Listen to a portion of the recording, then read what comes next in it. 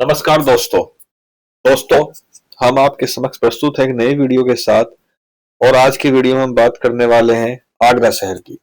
आगरा शहर की अटलपुरम टाउनशिप में फेज 3 लेके आया है आगरा विकास प्राधिकरण।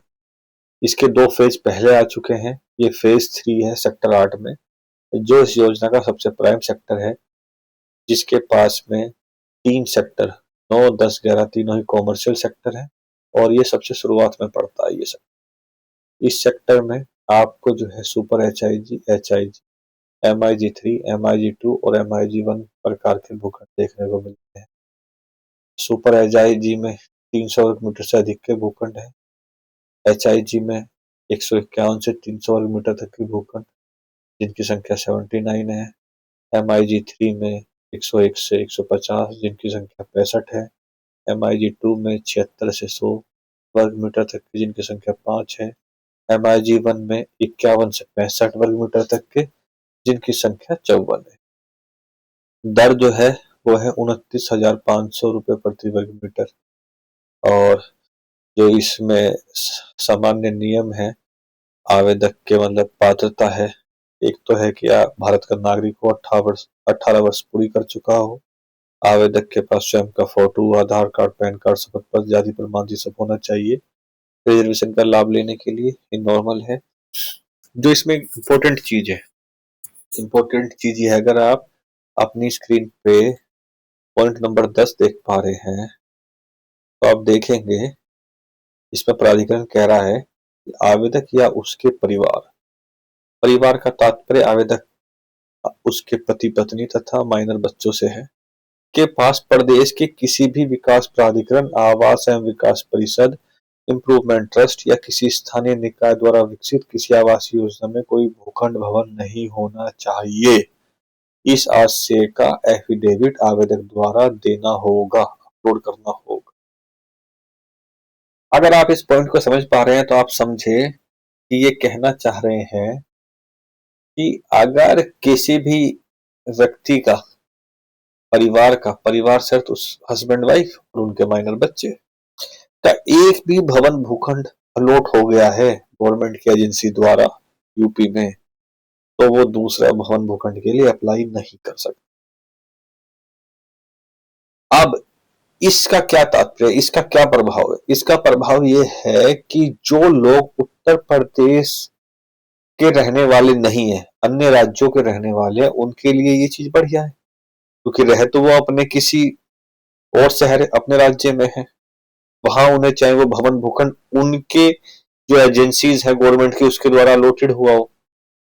जैसे दिल्ली में DD है, MP में MP हाउसिंग बोर्ड, राजस्थान में राजस्थान हाउसिंग बोर्ड, उत्तराखंड में हरिद्वार रुड़की डेवलपमेंट अथॉरिटी या देहरादून डेवलपमेंट अथॉरिटी।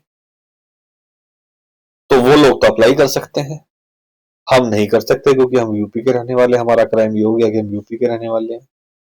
तो मैं जानना चाहता हूं कि जो प्राधिकरण है, क्या ये योजनाएं अन्य राज्यों के लिए लोगों के लिए लेके आ रहे हैं? क्योंकि अब तक ये था कि अगर आपका एक भवन भूखंड है तो आप दूसरे के लिए करते अप्लाई, मतलब 2 आप मैक्सिमम ले सकते, जो कि ठीक है, एक आदमी अपने लिए ले लेता है, एक अपने आने वाली पीढ़ी या बच्चों के लिए ले लेता है।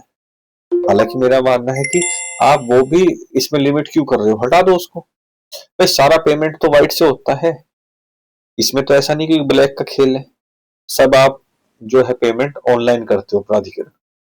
तो आप जो है, कोई इंसान अगर 2 पैसे बचा के सेविंग करके सोचता है कि मैं अपने बच्चों के लिए कोई भवन भूखंड किसी शहर में ले लूं यूपी के, और वो यूपी का रहने वाला है और उसे गलती से एक भूखंड भवन अलॉट हो गया था जिसमें वो रह रहा है, तो वो उसका अपराध हो गया, वो नहीं कर सकता।